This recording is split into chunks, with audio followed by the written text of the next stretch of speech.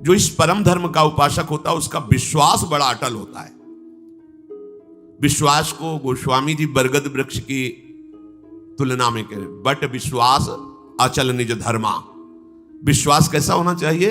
बोले बरगद वृक्ष जैसा। बरगद का जो वृक्ष होता है, बट वृक्ष, उसमें जगह जगह जड़ें निकल पड़ती हैं। अगर जड़ उखड़ जाए तो सैकड़ों जड़ें डालों में, वृक्ष नष्ट होने वाला नहीं। इतना मजबूत अपने आराध्य देव गुरुदेव पर विश्वास हो कि कोई रात दिन हमारी बुद्धि को विपरीत भरे तो भी हमारे विश्वास में कमी ना आवे। भगवद आश्रित का चमत्कार विश्वास होता है। हमें विश्वास है, बस ये बात तुम्हारी कोई छीनने न पावे तुम्हारे हृदय से। भेजे जाएंगे माया के पार्षद तुम्हारे विश्वास को नष्ट करने के लिए, और जब माया के पार्षद आते हैं तो तुम्हारे सामने दृश्य भी वही रख देते हैं। किसी भी दृश्य को पॉजिटिव और निगेटिव समझाने में 1 मिनट केवल लगता है। उसी को पॉजिटिव रख सकते हो, उसी को निगेटिव कर सकते हो। यह बुद्धि की कला होती है। तो माया जब किसी को भेजती है तो तुम्हारी सकारात्मक सोच और सकारात्मक दृश्य को नकारात्मक सोच और नकारात्मक दृश्य से पुष्ट कर देगी। आपको लगेगा हाँ बात तो सही है, अच्छा ऐसा, हम तो इसको ऐसा समझ रहे थे। नहीं नहीं, तुम गलत समझ रहे थे। और नकारात्मक सोच देने वालों का प्रभाव बहुत जोर का पड़ता है, क्योंकि पीछे हमारा नकारात्मक सोच से ही संबंध रहा है। देखो, हम आप तो जीव कोटि के हैं, जो ईश्वर की लीला में सम्मिलित हुए हैं, उनके ऊपर नकारात्मक सोच का प्रभाव बढ़ जाता है। हृदय में आपका विश्वास दृढ़ होना चाहिए। हमें प्रभु ने स्वीकार कर लिया है, हम प्रभु के हैं, हमारा निश्चित इसी जन्म में कल्याण हो जाएगा। जब नकारात्मक सोच वाले आपको इस विश्वास दिलाने के लिए आवे तो आपको बहुत सावधान हो जाना है। हमारे आपकी क्या बात, भगवत लीला में भी नकारात्मक सोच का प्रभाव पड़ जाता है। माता कैकेयी जी से जब मंथरा जी कहती हैं, तुम्हें पता है कल प्रातः राम को राज्याभिषेक होने वाला है चक्रवर्ती सम्राट पद पर, तो हां बोल तुझे क्या चाहिए, मेरे लाडले राम राजा बनेंगे, आज तू प्राण मांगे तो भी दे दे। आप समझ नहीं रहे, मैं आपके साथ आई हूं मायके से, आपकी प्रियदासी हूं, और सब जगह मैं जाती हूं सुनती हूं। तुम तो महल में रहती हो, तुम्हें पता नहीं। ये षड्यंत्र रचा जा रहा है। कल राम राजा बनेंगे, भरत को बंदी बना के जेल में डाल दिया जाएगा और आपको कौशल्या की दासी होना पड़ेगा। कहीं कुछ नहीं है, कुछ नहीं है। दुष्टा कहीं की, तेरी जबान काट लूंगी दोबारा अगर ऐसा बोली। जैसे दोनों नेत्र अपने को प्यारे होते हैं, ऐसे राम और भरत मेरे नेत्रों के समान। तू कैसी भेद बुद्धि, दोबारा बोली तो जबान काट लेंगे तेरी। थोड़ी देर बाद फिर बोली, को नृप होए हमें कहानी, चेरी छोड़ी न हो बुरानी। कोई राजा बने हमें क्या होगा, हम तो दासी रहेंगी। पर लोगों को क्या है, उनके सुख की बात बताओ तो बुरा लगता है और रोने लगी। अच्छा बैठ, पास बैठ, निजी दासी है, क्या तू कहना चाहती? मैं सही कह रही, तुम्हारा बड़ा अमंगल है, तुम्हारा बड़ा अहित है राम का राज्याभिषेक होने पर। सही बात, महल की बात बता रही हूं, कौशल्या की दासी बनना पड़ेगा तुम्हें। तो फिर क्या कर सकती हो? तुम्हारे पास वरदान है ना, महाराज ने कहा था। हाँ है, तो मांग लो ना, यही अवसर है। क्या मांगू? राम को 14 वर्ष का वनवास और भरत को राजगद्दी। आ गई बात समझ में, आ गई समझ में। कहां सुबह महामंगल होने वाला था त्रिभुवन का, भगवान राम राजा बनने वाले थे, और कहां सुबह तापस वेश विशेष उदासी, 14 वर्ष राम नंगे पैर भगवान को वनवास।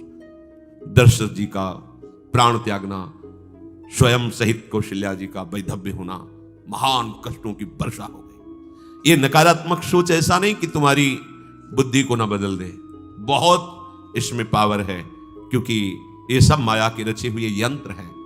इसलिए इस परम धर्म के मार्ग में चलने वाले उपासक का विश्वास दृढ़ होना। नहीं, कुछ भी हो जाए, प्राण समर्पित कर दिया। एक बार प्राण समर्पित है, जो होगा देखा जाएगा।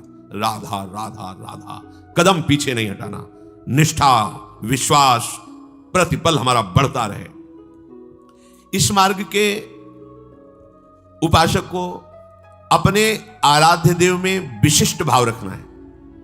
अपने आराध्य देव जैसे जब हमसे तत्व रूप में पूछा जाएगा तो सर्वत्र मेरे आराध्य देव हैं। यह हमारे आराध्य देव का सगुण निराकार रूप है, सगुण निराकार रूप है। राधा वल्लभ लाल जी ही सबके हृदय में बैठे हैं, सगुण और निराकार, सब जगह व्याप्त है। आकार दूसरे हैं पर वो सब जगह व्याप्त है। लेकिन जब भाव रूप से पूछा जाएगा तो निकष कुंज ठाढ़े भय भुजा परस्पर अंश, श्री राधा वल्लभ मुख कमल निरख नैना, प्रिया लाल गलबहियां दिए खड़े, इसी रूप के हम दीवाने, इसी रूप का हम जूठन पाने वाले, इसी रूप की हम परिचर्या करने वाले। तो अव्यक्त रूप से मेरा प्रभु सर्वत्र विराजमान है, इसमें संशय नहीं। चाहे क्रूर हो, पापी हो, नीच हो, सबके हृदय में मेरा प्रभु विराजमान है। पर जब संगोष्ठी होगी, सेवा होगी, प्रसाद पाएंगे, जयकार करेंगे, तो केवल राधा वल्लभ लाल का नाम जपेंगे तो केवल इनका, कीर्तन करेंगे तो केवल इनका, ध्यान करेंगे तो केवल इनका। अन्य भगवान के रूप, भगवान के नाम, भगवान की बात मंगलमय है, पर मेरी आराधना का स्वरूप अनन्य, मेरे आराध्य रसना कटो। तो अपने आराध्य देव में विशिष्ट भाव, इससे आगे कोई नहीं, ऐसा दृढ़ भाव। अपने आराध्य देव से बढ़कर के कभी कहीं भी हमारी श्रद्धा नहीं होनी चाहिए, क्योंकि अगर थोड़ा भी आराध्य देव में लघु भाव हो जाएगा तो आपकी उपासना बाधित हो जाएगी। आराध्य देव में तभी ऐसा विशिष्ट भाव होता है जब गुरु वचनों में रति हो। आराध्य देव के विशिष्ट भाव की प्राप्ति गुरुदेव के वचनों से होती है। गुरु के वचनों में प्रेम और विश्वास होना आराध्य देव में विशिष्ट भाव पैदा करता है। बिना इसके आराध्य देव में विशिष्ट भाव रूपी सिद्धि प्राप्त नहीं होती। गुरु के वचन प्रतीति न जेहि, सपने हो सुगम न सुख सिद्धि तेहि। जो गुरु के वचनों में विश्वास नहीं करता, उसे स्वप्न में भी न सुख मिलता है, न साधना की सिद्धि होती है। गुरु गदित वचन शिष्य सत्य अति दृढ़ प्रतीति गाढ़ो गयो। गुरु के श्रीमुख से निकले हुए वचन को सत्य मानकर विश्वास पूर्वक, दृढ़ता पूर्वक पकड़ ले तो बस बात बन गई। बड़ा चमत्कार प्रकट हो जाता है।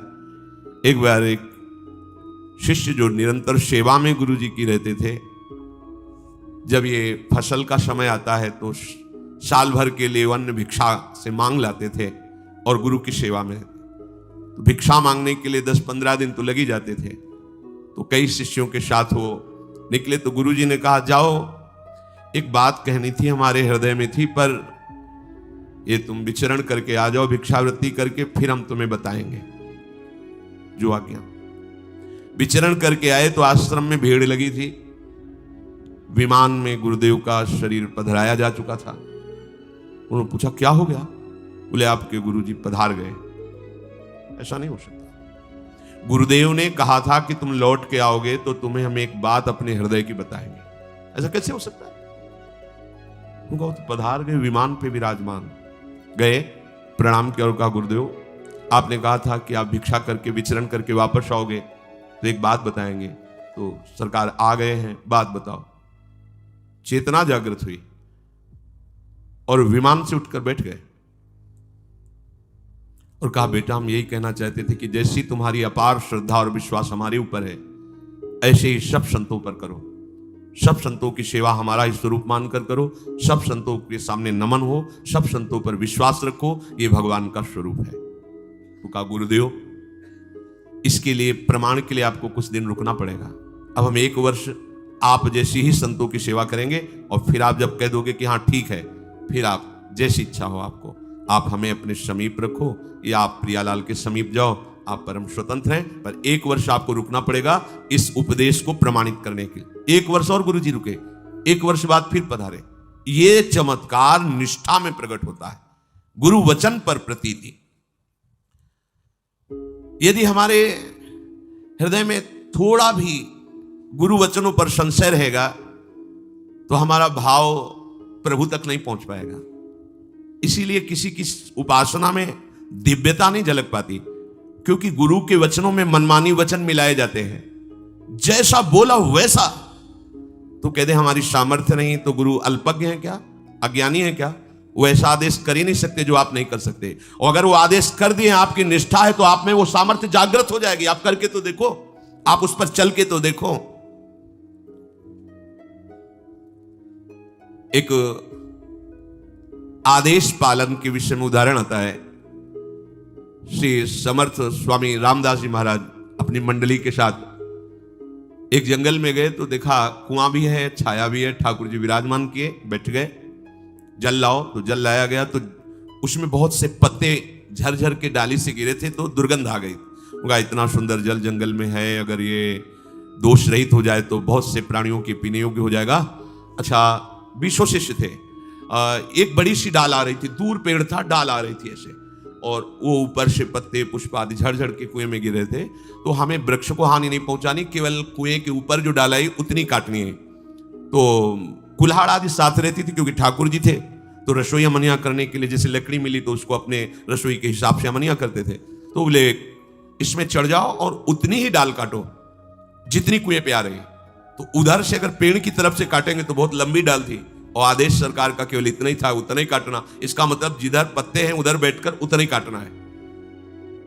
तो वहां वकील महाराज जी, जो काटेगा तो मर ही जाएगा, कुएं में जाएगा। बोले इससे हमें कोई मतलब नहीं। अंबादास जी नाम के एक संत शिष्य थे, तो उनका भगवान ये सेवा हमारे हृदय में उत्साह हो रहा है करने का। सब शिष्य बैठे, वो उठे, पेड़ में चढ़े, डाल में धीरे धीरे ऐसे करके आए, इधर आए, कुएं के ऊपर वो जो डाल का स्वरूप था उधर पकड़ करके बैठे और काटे। जे भी काटे तो डाल सहित अंदर कुएं में गए। अब हाहाकार मच गया शिष्यों की, प्रभु वो तो डाल कटना था। ऐसे बड़े निरपेक्ष दिखाई दे लगा, ये क्या लीला है, तुम मर जाएंगे। अब वो जब डाल कुएं में गिरी तो प्राण बचने की संभावना नहीं, क्योंकि ऊपर से डाल, नीचे जल, जल में जाके तो डूबना ही होगा। सब शिष्य शांत बैठे रहे।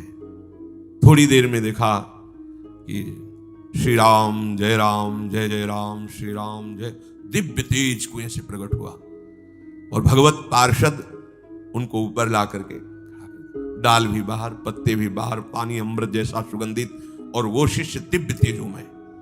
उनका बड़ी देर लगा दी ऊपर आने में। बोले प्रभु जब नीचे गया तो प्रभु के पार्षद ले गए साकेत धाम, और सिया राम जी के चरणों का स्पर्श प्राप्त हुआ, प्रणाम किया, उन्होंने प्रसाद दिया, और हमें फिर कहा जाओ अपनी गुरु सेवा में लगो। तो प्रभु अब सब शिष्य हाथ मल रहे कि जिनके लिए हम बाबा जी बने वो तो समर्पण। बड़ी से बड़ी कठोर आज्ञा में भी बड़ा रहस्य छुपा हुआ है, बस कोई मान ले तो। सब तरस गए कि सिया राम जपते हैं, एक बार भी झांकी नहीं मिली, चरण छू के आ रहे, कहे गुरु आज्ञा में प्राण समर्पण। गुरु वचनों में रति, ये भगवत आश्रय का चमत्कार, अपने आराध्य देव में विशिष्ट भाव। जिसने भगवान नाम को और भगवत आश्रय को स्वीकार कर लिया, उसे कभी कहीं भी कोई डिगा नहीं, और उसके सामने छल कपट नहीं चल पाएगा। एक श्री मथुरादास जी नाम के महापुरुष हुए हैं, तो बस कहे तिजारे मांझ भक्ति रस रास करी, करिए एक बात ताको प्रगट सुनाइए।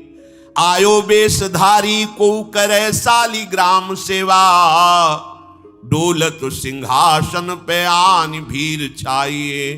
स्वामी के जो शिष्य भयो तिनहु के भाव देखी, वाही को प्रभाव आए कहो ही भाइये। नेक आप चलो उरीति को बिलो किए जू, बड़े सर्वज्ञ कही दुखे नहीं जाइए। मथुरादास जी तिजारी ग्राम में निवास करते थे। वैसे संतों का जो ग्राम में निवास होता है वो जगत मंगल की भावना से होता है।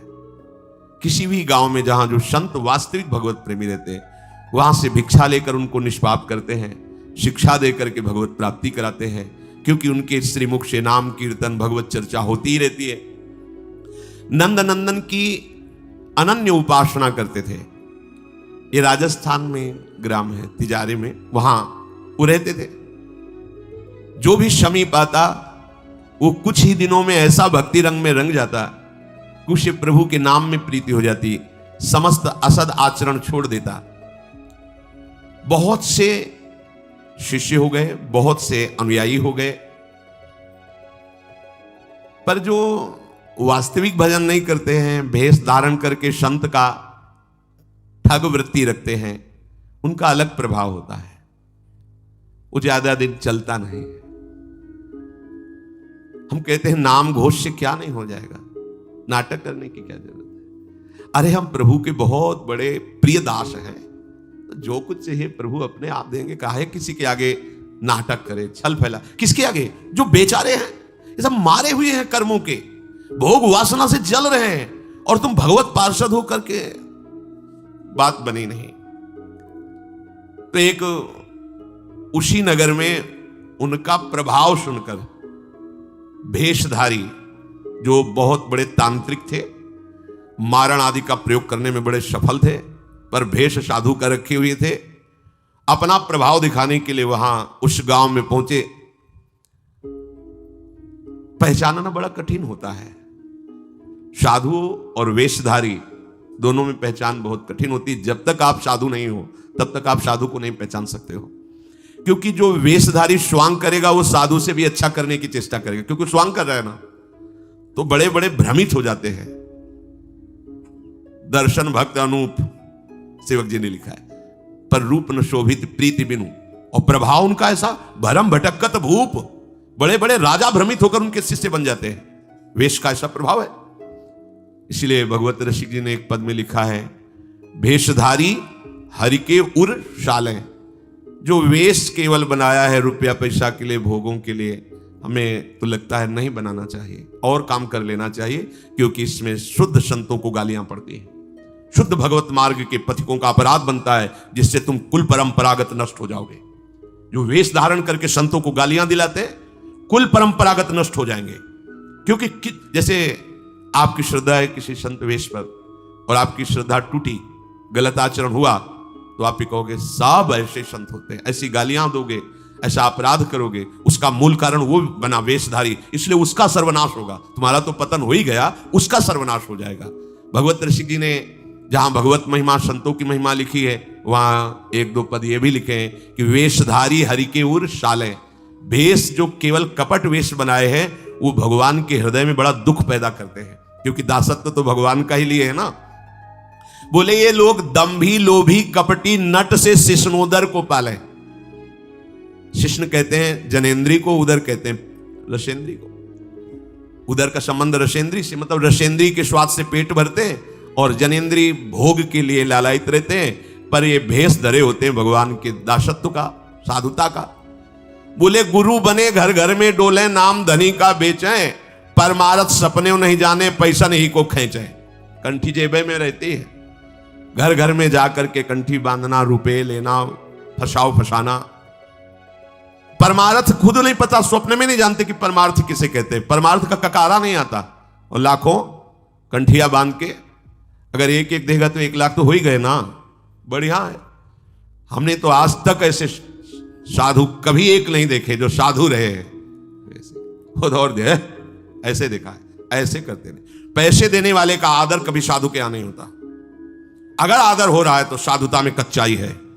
धनी अभिमानी पदाधिकारी पैसों वालों का आदर साधु के यहां नहीं होता। अगर होता है तो कच्चाई है, सच्चाई नहीं है। सच्चाई होगी तो जान रहा है कि जिसके द्वारा भेजा गया है हम उसको देख रहे हैं। तेरे को क्या दे, तेरे को लग रहा है तो हमने एक बार कसम खवाई थी, 3 बार कहा था तुम्हें तुम्हारे आराध्य देव की कसम है, अगर ऐसा लगता हो कि हाँ तुमसे पोषण होता कभी मत देना, क्योंकि हमें पता है हमारा भरण पोषण हमारे गुरु से होता है, आचार्य से होता है, इष्ट से होता है। जिसने सृष्टि बनाई वो तुमसे सहयोग नहीं ले आए, अकेले बना लिए। तो हमारा भरण पोषण करने के लिए तुम्हारे जैसे को निमित्त बनाने की जरूरत नहीं है। वो तो तुम्हारे सौभाग्य उदय करने इसलिए निमित्त बना दिया। नहीं वो ऐसे भी जो स्वर्ण का पहाड़ है 4 लाख योजन का, कितने सुनार लगे उसको बनाने में है? अरे वो एक क्षण में सब कर तुम अकर तुम अन्यथा कर तुम। इसके लिए खोए रतन फिरत जे घर घर कौन काज ऐसे जिए, हरिवंश चंद्र महाराज कह रहे। इसके लिए भटकना पड़े कि कोई मुझे धन दे दे, कोई मेरा चेला बन जाए तो मुझे भोग सामग्री समर्पित करे, तो इसका मतलब अभी परमार्थ का पता नहीं है। और कबहू को वक्ता होए बनी बैठे, कथा भागवत गावे, अर्थ अनर कछु ले भाषे पैसल ही को धावे। इस श्लोक क्या कह रहा है, उसका भावार्थ क्या है, उसका रहस्यार्थ क्या है, अनुभव कुछ नहीं है। बस कबहू कवे हरिमंदिर में सेवाएं करे निरंतर बासा, भाव भगत को भेद न जाने पैसन ही की आशा। नाचे गावे चित्र बनावे, कहे काव्य चटकीली, साच बिना हरि हाथ ना आवे, रहनी है सब ढीली। बिन विवेक वैराग भक्ति बिन सत्य नये को मानो, भगवत विमुख कपट चतुराई सोपा खंडे जानो। वेशधारी हरि के उसको सहन नहीं हुआ। मथुरा दास जी की भक्ति का प्रभाव, हजारों लोग अनुयायी, हजारों लोग शिष्य बन गए। तो अब वो तांत्रिक था, तंत्र मंत्र का उसे बहुत ज्ञान था। श्री मथुरा दास जी जिस नगर में रहते थे वहां वो जाकर अपना नाटक शुरू किया। उसने सब जगह प्रचार प्रसार किया। मैं गंडकी नदी में 12 वर्ष तक खड़े होकर के तपस्या करके आया हूं, केवल दूध का आहार करता था। उसके प्रभाव से शालिग्राम भगवान हमारे बस में हो गए। और आप सबको मैं दिखा सकता हूं कि शालिग्राम मेरे वश में है। देख लीजिए, सिंहासन लाता, बाहर रखता, हजारों की भीड़, ऐसे ऐसे करता तो वो ऐसे शालिग्राम उठते और नाचते हुए ऐसे ऐसे ऐसे, फिर रख जाते, फिर ऐसे ऐसे ऐसे ऐसे। अब तो सबको आश्चर्य हो रहा, जैसे चुटकी बजा रहा है वैसे शालिग्राम की बटिया ऐसे ऐसे ऐसे। लोग भीड़ कटने लगी, क्योंकि अब जैसे राधा राधा कहो, कोई जंतुर नहीं है, कोई भस्म नहीं है, कोई वादा नहीं है, तो फिर कम वहां तो दिखाई दे रहा ना ऐसे। देखो ये सब तो लगता है ना कि हाँ। अब हमसे पूछो कि हमारे मन में क्या चल रहा है, हमें नहीं पता है। हमें ये देखना कि हमारे प्रियाजू के मन में क्या चल रहा है। मन मन की रुचि जानिने, मुझे अपनी लाडली की मन की जान के उनकी परिचर्या में रहना है कि तुम्हारे मन की जान के तुम्हारी परिचर्या में रहना है। हाँ, तुम यदि मन से ऊपर उठना चाहते तो हमारी बात मान लो, मन को अधीन करके, और मन के अधीश्वर भगवान में तुम्हारा प्रेम हो जाए, तुम्हारा जीवन कृतार्थ हो जाए। अब वहां नाम नंद नंदन का भजन पद्धति, तो जो कमजोर लोग थे उन्होंने कहा कि आज तक कोई चमत्कार तो दिखाया नहीं मथुरा दास जी ने। देखो ये है संत, 12 वर्ष से दूध पी के गंडकी नदी, 12 मिनट भी नहीं खड़ा होगा कभी। अब भेंट जो जितनी चढ़ाएगा उतने उसके दुख नष्ट होंगे। अरे भैया वहां तो रुपया सब समेटता, फिर दूसरे मोहल्ले में, पूरे गांव में अब तो जय जयकार, शालिग्राम भगवान को नचा। कोई सेवा की सामग्री लेने गए थे मथुरा दास जी की श्रीअंग सेवा में जो रहते थे संत जन, उन्होंने देखा, वो आए, बोले महाराज एक बड़ा चमत्कारी महात्मा आया, वो कह रहा 12 वर्ष से हम दूध पीकर गंडकी नदी में, वो ऐसे ऐसे करता है। तो बोले भैया भक्त तो हो ही नहीं सकता। भक्त भला भगवान को अपना प्रदर्शन क्यों बनाएगा, और उसके बदले में भेंट लेकर के, ये तो नाटक है भैया। वो देखे भी नहीं थे, बोले ये तो नाटक है, कोई संत ऐसा नहीं कर सकता, कोई भक्त ऐसा, कोई संप्रदायाचार्य से दीक्षित वैष्णव मार्ग में चलने वाला, ये तो अपराध है। तो उनका महाराज जी तो हजारों लोग वहां प्रभावित हो रहे, अच्छा है भगवान उस रूप में। बोले नहीं महाराज, फिर सत्य मार्ग के प्रकाशित करने के लिए आप यहां विराजमान, अगर उसका कपट पाखंड चला तो हजारों लोग भूखे में हो जाएंगे, चलो आप एक बार उसके सामने। तो उनका कि यदि हम उसके सामने गए तो उसका सब ये दुकान बंद हो जाएगा। बोले तो महाराज जी आप जरूर चलो, क्योंकि आपके चलने से यदि लोगों की श्रद्धा भगवान में वास्तविक लगे तो आप भी तो यही चाहने के लिए यहां गांव में वास कर रहे हो। उनको बड़ा दुख हुआ कि एक तो उसको दुख होगा, उसका नाटक बंद होगा, दूसरा कि वो जान क्यों नहीं रहा है जिन भगवान को तुम नचा रहे हो, अगर वास्तविक उनके तुम सेवक बन जाओ तो तुम्हें सब कुछ प्राप्त हो जाएगा। शालिग्राम भगवान श्री हरि ही है, कोई और नहीं है। पर बहुत जब उन्होंने कहा तो कहा चलो अच्छा, तो पाए परि गए लेके जाए ढिग ठाढ़े भये, चाहत फिरायो पे न फिरे सोच पर्यो है, जान गयो आप कछु याही को प्रताप ये पे, मारो करि जाप यो विचार मन धर्यो है, मुठिले चलाई भक्ति तेज आगे आई नाही, वाही लपटाई भयो ऐसो मानो मर्यो है, हुए करि दयाल जा जीवायो समझायो, प्रीति पंथ दर्शायो ही भायो शिष्य कर्यो है। सभी शिष्यों ने चरण पकड़ करके मथुरा दास जी को मनाया कि आप वहां चले। तो आप गए सादे सहज स्वरूप साधु का, जाके भीड़ भी इनके साथ है कि भाई मथुरा, उनका भी प्रभाव था तो बहुत सी भीड़ साथ गई। जाकर के गांव वालों ने कहा कि भैया वो आप जो स्वामी जी दिखाते थे शालिग्राम भगवान का चमत्कार वो दिखाइए, हमारे गुरुजी आए हुए हैं। ये तो उसने जाना था कि महिमावान है तभी तो वो आया था, पर उसको ये पता नहीं था कि हमारा प्रोग्राम इनके सामने नहीं चल पाएगा, क्योंकि भगवान नाम जापक के आगे कोई तंत्र मंत्र, कोई श्राप पाप ताप ये सब नहीं, वास्तविक जो भगवत मार्ग में है। अब उसने निकाला सिंहासन और पूरा सब शालिग्राम जी को तो केवल चुटकी ही बज रही थी, शालिग्राम भगवान वहीं बैठे थे। हर प्रयास कर लिया, कोई चमत्कार नहीं। लोगों ने कहा कि दिखाओ ना, अब ये हमारे गुरु जी हैं, गांव में रहते हैं। अब भक्त की निष्ठा के सामने भगवान को भी छोटा बनना पड़ता है।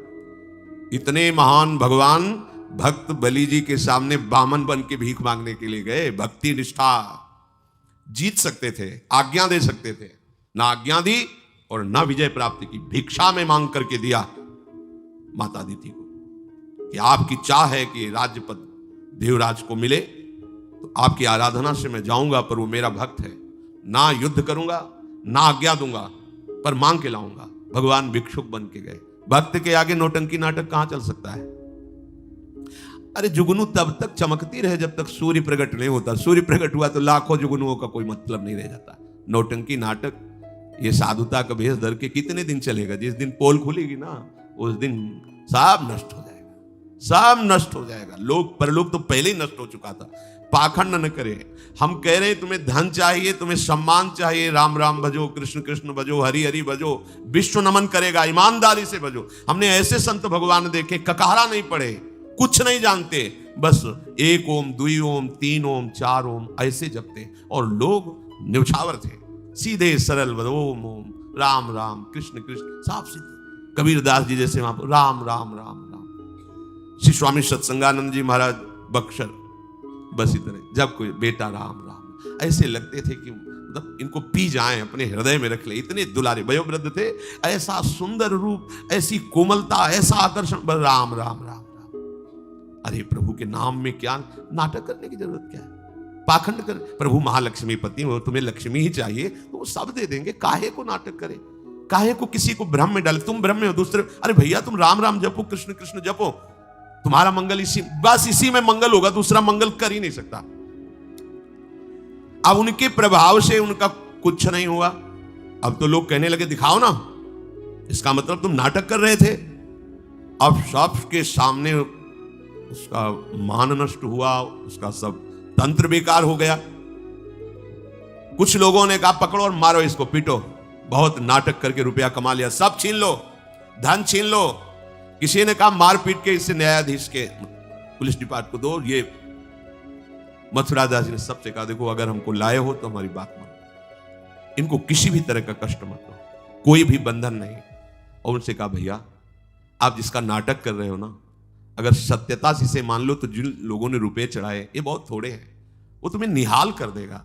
सत्यता से भजन करो, काहे को नाटक करते हो? इतना कह के वो चले गए। पर उसको समझ में नहीं आया। उसने कहा अच्छा तुम अपनी दिखा दी, अब मेरी देखना। सबके बीच में कहा तुमने अपनी दिखा दी, अब मेरी। मूर्ख को समझ में नहीं आता। उसने कहा ठीक है तुमने दिखा दिया, अब कल सुबह तक तुम देखना कि मैं तुम्हारा क्या करता हूं, क्योंकि उसे मारण का प्रयोग आता था।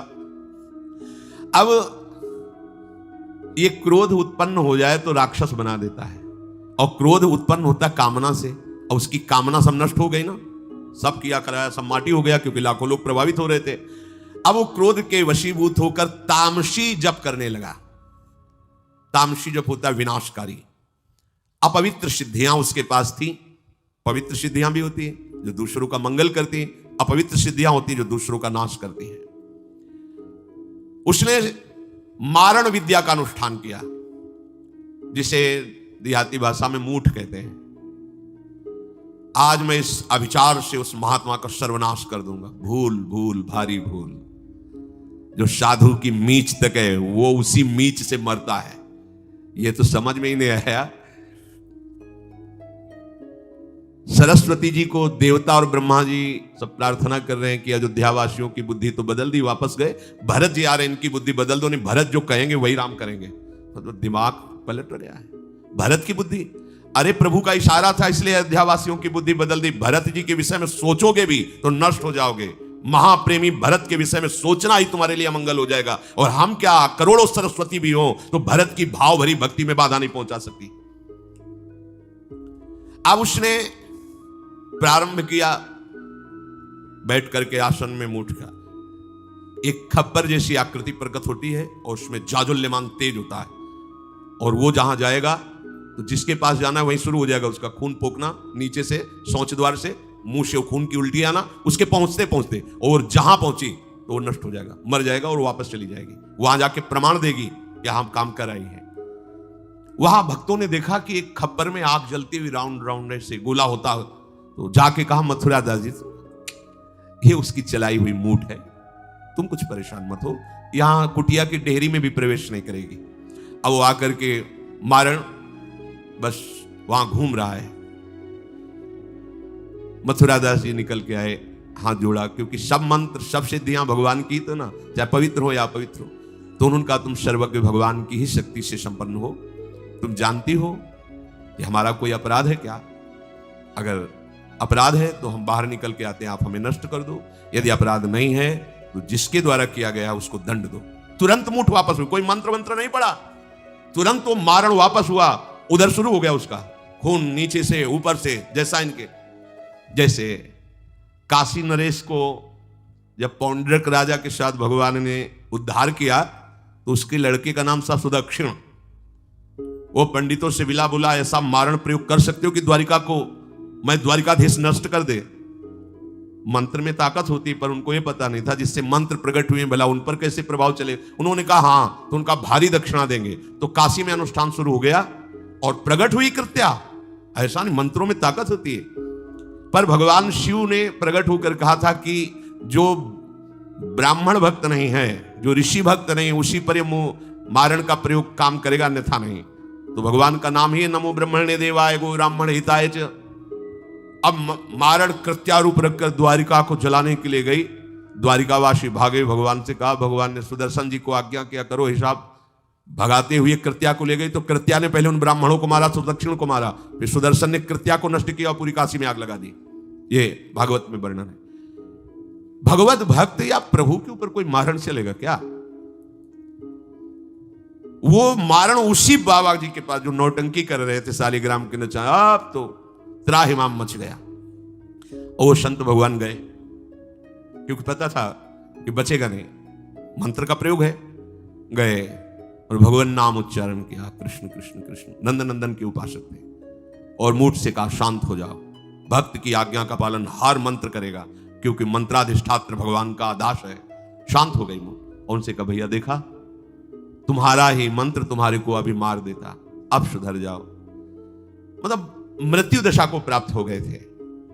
संतों के हृदय में बदला लेने की कहीं कोई वृत्ति नहीं होती। संत कभी नाराज होते हैं तो उसमें मूल देख लेना आप विचार करके।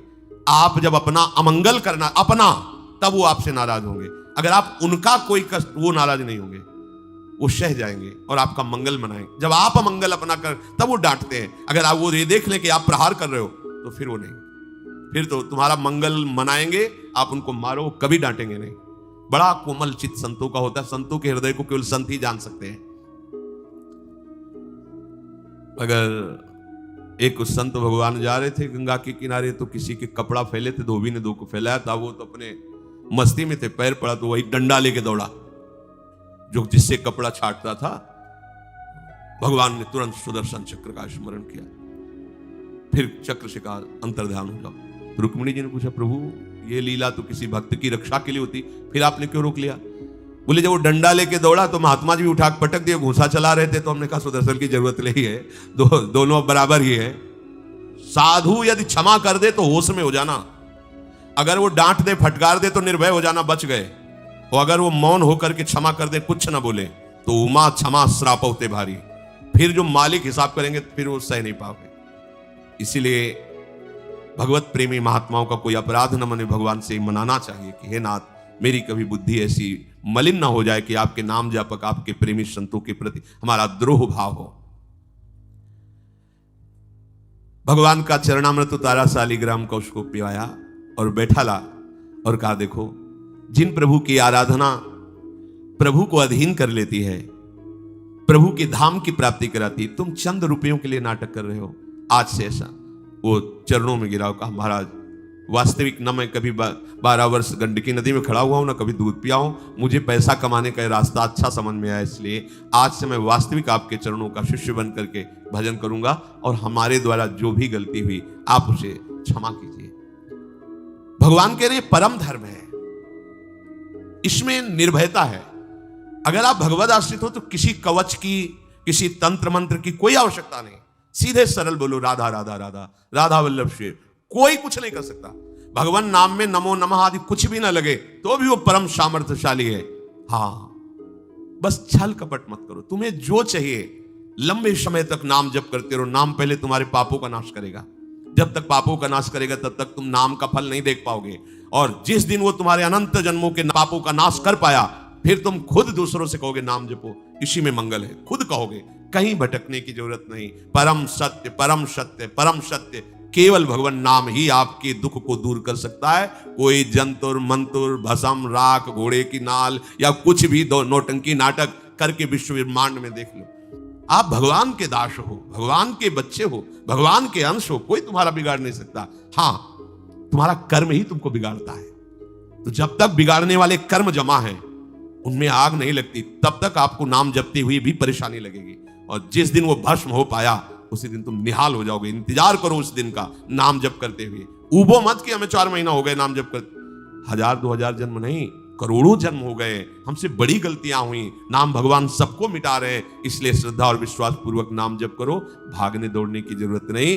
किसी अन्य उपाय से आज तक कोई परम सुखी नहीं हुआ है। ध्यान, शब्द याद रख लो। परम सुखी होने का एकमात्र उपाय है प्रभु का आश्रय और उनका